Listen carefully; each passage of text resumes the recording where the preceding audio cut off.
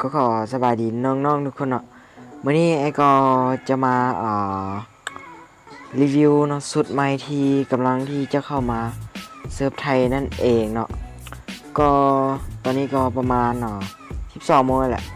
ก็มีกิจกรรมมาใหม่เนาะคือกิจกรรมแบบว่าได้เรื่องขั้นซิกขั้นสูงฟรีเนาะก็มาเบิ่งนี้ก่อนเนาะเดี๋ยวค่อยไปเบิ่งสุดที่จะมาใหม่เนาะก่อนที่จะรีวิวสุดเองเนาะมาเบิ่งกิจกรรมนี้ก่อนเนาะคือสำคัญเลยเนาะนี่เนาะคือกิจกรรมที่ไอ้ตาบอกว่าให้เล่นเกมทุกวันคือแบบล็อกอินนะสละนี่เนาะมาใหม่เนาะก็คือล็อกอินตั้งแต่มื้อนี้คือวันที่28หาวันที่10เดือน9เนาะก็12มื้อเนาะคือล็อกอิน6มื้อก็จะได้การสุ่มตู้รอย่อเพชร2x2 เนาะแล้วก็ล็อกอิน9มื้อหรือว่า9วันนั่นเอง